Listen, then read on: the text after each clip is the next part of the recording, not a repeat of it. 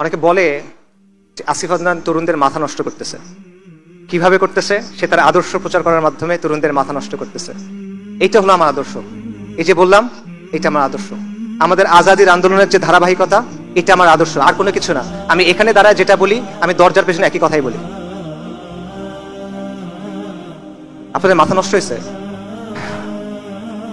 যদি আজকের পরে আপনাদের ভাইকে কখনো তুলে নিয়ে যায় কোনো গোয়েন্দা সংস্থা, তখন এই কথাগুলো মনে থাকবে? কোনটা মনে থাকবে, আমার কথা নাকি আমার কথাগুলো? আমাকে মনে না থাকলে সমস্যা নাই, হাসবুনাল্লাহু ওয়া নি'মাল ওয়াকিল। কথাগুলো যেন মনে থাকে, কারণ এইটা আমাদের অতীত, এটা আমাদের ভবিষ্যৎ, এটা আমাদের বর্তমান। এই যে ধারাবাহিকতা, এটা আমাদের ডেস্টিনি। এটা ছাড়া আমাদের কোনো মুক্তি হবে না ভাই, সম্ভব না। ইতিহাস সাক্ষ্য দেয় যে এই জমিনে 1000 বছর ধরে ইসলাম আছে। ইতিহাস সাক্ষ্য দেয় এই জমিনের মানুষ শতাব্দীর পর শতাব্দী ইমানের জন্য সংগ্রাম করে গেছে। ইতিহাস সাক্ষ্য দেয় এখানে 550 বছর মুসলিমদের শাসন ছিল, ইনশাআল্লাহ এখানে আবার ইসলামী শাসন কায়েম হবে।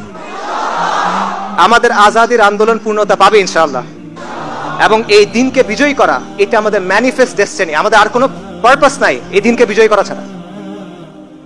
আমাদের পেছনে কারা দাঁড়ায় আছে? এটা একটা কাফেলা, এই কাফেলার পেছনে কারা দাঁড়ায় আছে বলেন?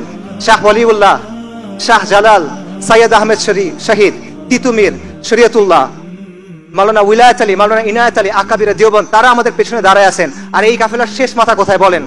এই কাফেলার শেষ মাথায় কারা দাঁড়ায় আছে? আল মালহামাতুল কুবরার যে বরকতময় কাফেলা, সেটা দাঁড়ায় আছে আপনার সামনে। আমাদের সামনে এই রাস্তা কোথায় গিয়ে শেষ হয়েছে? আল মাহাদি আল মুনতাজারের যে আবির্ভাব, সেখানে গিয়ে শেষ হয়েছে। সাইয়েদানা ঈসা ইবনে মারইয়াম আলাইহিমুস সালাতু ওয়াস সালাম, তার যে আবির্ভাব, সেখানে গিয়ে এটা শেষ হয়েছে। এই আন্দোলন চলমান থাকবে। আর প্রতিশ্রুতি আল্লাহ দিবেন সাফল্যের। এই প্রতিশ্রুতি গ্রহণ করেন, এই দায়িত্ব গ্রহণ করেন। শাপলা চত্বরের রক্ত আপনাদেরকে ডাকে, বালাকোটের রক্ত আপনাদেরকে ডাকে, বাঁশের কেল্লার রক্ত আপনাদের ডাকে, সিত্তানার রক্ত আপনাদেরকে ডাকে, পলাশির রক্ত আপনাদের ডাকে, বদর, উহুদ, খন্দক, মুতার যে রক্ত, সেটা আপনাকে ডাকে। এই রক্তের সাথে গাদ্দারি করেন না। এই রক্তের দাবি পূরণ করতে হবে, এই রক্তের ঋণ আমাদের পূরণ করতে হবে। এটা মুসলিম বঙ্গ, আমরা মুসলিম। আল কোরআন আমাদের মুক্তির মহাসনদ। আমি আপনাদেরকে ডাকতেছি, আপনারা ওই ইতিহাসের সৈনিক হন যেটা আমাদের বিজয়ের দিকে নিয়ে যাবে। আপনারা ওই সভ্যতা নির্মাণের সৈনিক হন যেটা আমাদের বিজয়ের দিকে নিয়ে যাবে। আপনারা এই পথে আসেন। আল্লাহ আপনাদের মহা সাফল্যের প্রতিশ্রুতি দিয়েছেন। আমার প্রতিশ্রুতি না, আল্লাহ আজ্জা ওয়া জাল আমাদের প্রতিশ্রুতি দিয়েছেন।